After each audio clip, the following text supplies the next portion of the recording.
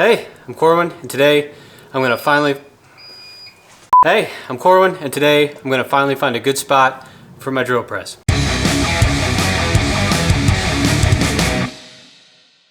I'm sure many of you are in the same boat as me, where you're working in a garage. There's just not a lot of space, and for someone who has a lot of different hobbies, it can be tough to prioritize what goes where. You know, I've got stuff up here, I've got stuff over here. I just put in a new shelving unit for even more stuff. I've got stuff up here, stuff over there, stuff hanging on the walls. It's just everywhere. But today, I'm gonna do something I should have done from the beginning and utilize this workbench a little bit better. So what I'm gonna do, I built this drill press stand out of an old bent Volkswagen wheel. I just put some exhaust pipe through that wheel, put a little plate on it, and use that for my drill press stand, but it's big and it kind of gets in the way, and it's a bench top drill press. I don't really utilize a lot of that vertical space. So what I'm gonna do is modify the top of this workbench that I built to flip the drill press up when I need it and down when I don't. That's the idea.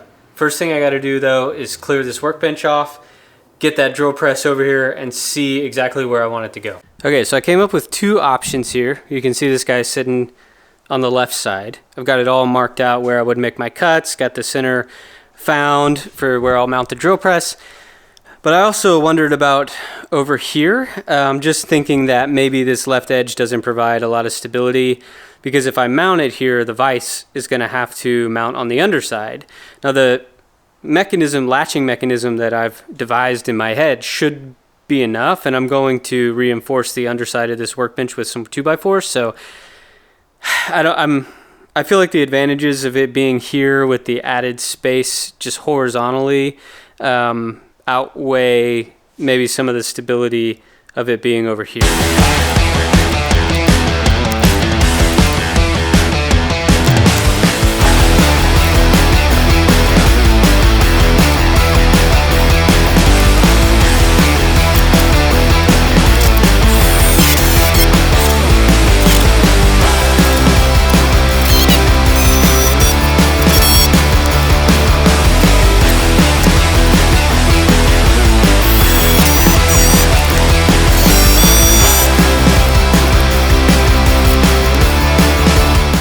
Definitely not perfect. I drew this line, you saw me bolt down that piece, but look at how much the blade just like wandered. I don't know why it did that. It's awful.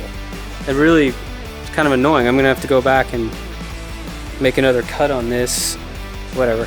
This side went much better, and then I just freehanded the back and it looks perfect, so go figure. I'm gonna clean all this stuff up and then start to run some more bracing.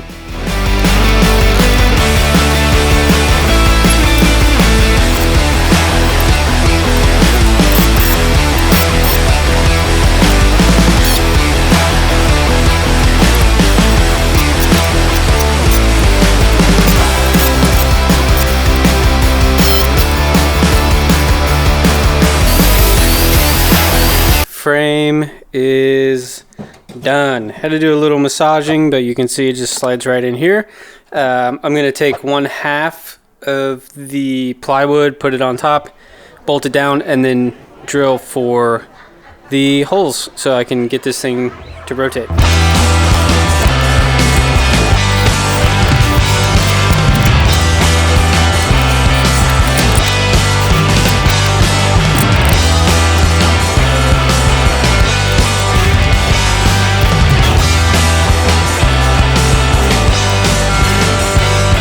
And I'm sure there's more scientific ways to do this, but as you can see, I just got this flush with the top and bolted it down so I know that's where it will sit.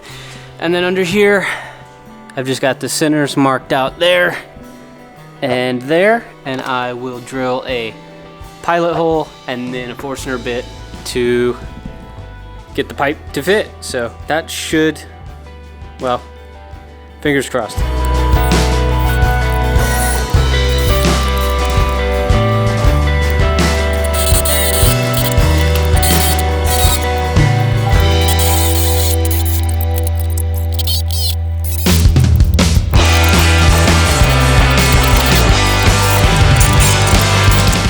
Well, that would have gone about 10 times better had I not grabbed the wrong Forstner bit out of the case It's upside down, so I grabbed the one on the wrong side of the 1 inch mark, but you can see fits nice in here, and then over here, same thing. Really pretty snug, so I like that. So next thing, I think I'm gonna put this thing in here. Okay, and here we are. You can see the frame's in. I got the pipe in here. It's just a little sticky. Obviously this wasn't really ever intended for this sort of thing. It's close. I just need to work out some of the sticky parts. I think it's just a little sanding here on the front and there on the back. And that's pretty much it. It only ever has to flip 180 degrees. So I'm not, yeah, I don't know. So I'm not, it doesn't have to be perfect all the way around. Like it doesn't have to spin. Obviously that would be ideal, but I'm just gonna, got the Dremel here. I'm just gonna kind of make some passes until it spins nicely, and then we can take the next step. Well, I'm rapidly running out of patience here. So the idea is that these guys will sit on the inside of the frame, and the bolt will go into this board. However, anything bigger than this is going to take up far too much room. But if you look at the protrusion versus the width of the board, that ain't good. I just spent the last however long chiseling out this hole so that this can sit in there and then protrude, I don't know, 1/2 inch, 5/8 maybe.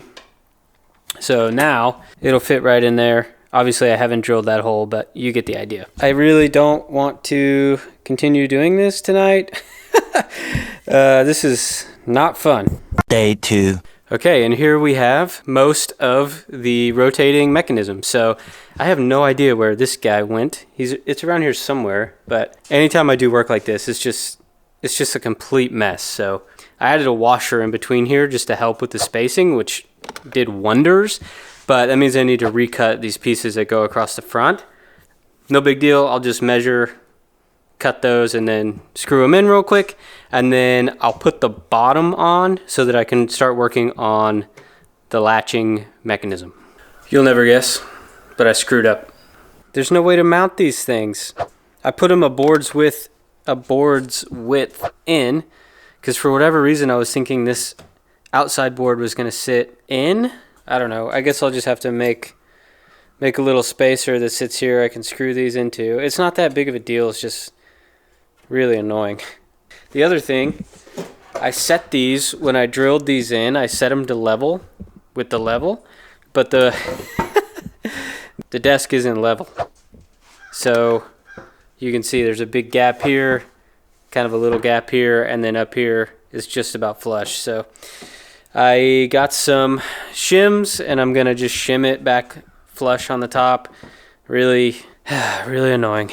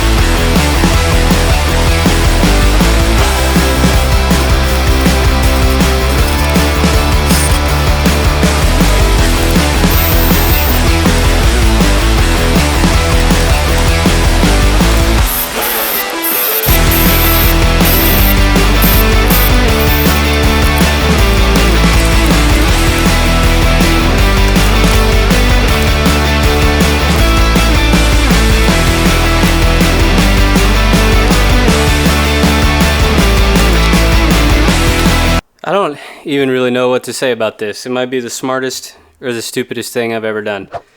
Each of these latches is tied to a cable, which is then tied to this pivot, which when the top is on will be much more stable. Right now it's loosey-goosey because, you know, it's only attached on one end. And then the cables run to the handles that I installed here, which are spring-loaded so they go back.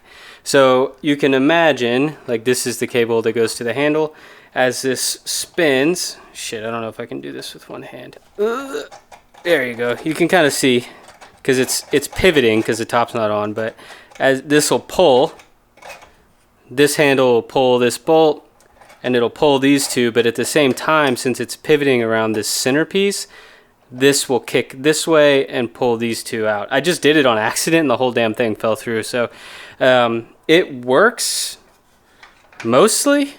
It was at this moment that he knew.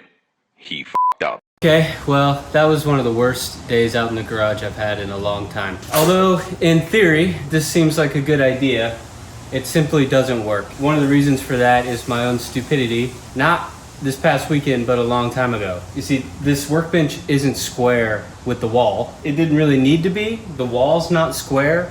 And so in order to get this square to the floor, it was just gonna take a lot of work that it's a workbench. It's kind of just for beating the shit out of stuff. So trying to make these cuts square proved to be a significant problem. It wants to go. It's just, I don't have enough leverage. The leverage I do have, it only works on 3 out of the 4 latches. It just doesn't want to work. So did I fail? Yeah, I think so. Not to mention that I'm back on my old trusty iPhone because trying to set up a time lapse on the camera, it fell over and broke the lens. So it was just a great day. But I'm gonna go to plan B.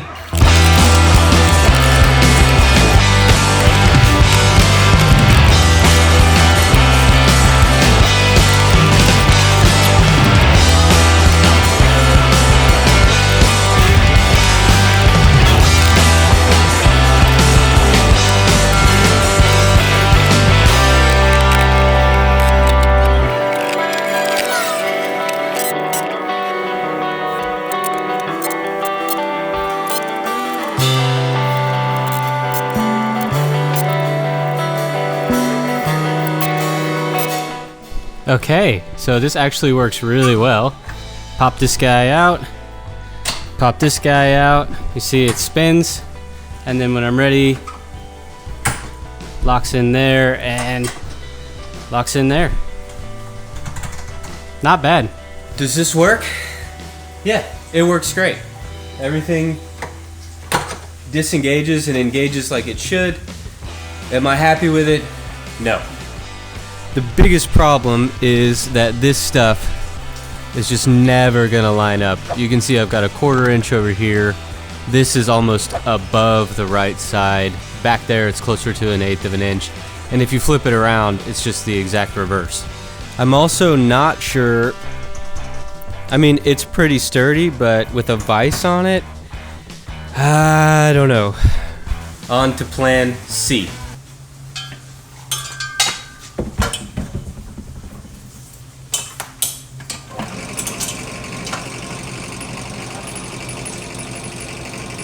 Okay, well that was probably one of the biggest wastes of time I've ever had in the garage ever. I tried, I gave it a good go. Was it worth it? No. Should you do it? I don't know, maybe. If I built this desk originally with that in mind, I think it would help a lot. Because just nothing square, nothing would line up, nothing would spin, so I don't know. I kind of screwed myself from the start, but it was kind of fun to mess around, and I got this new top on here and it's really nice, so I think I'll stick with what I do, maybe a little bit better, work on the car. Till next time, worst video I've ever made.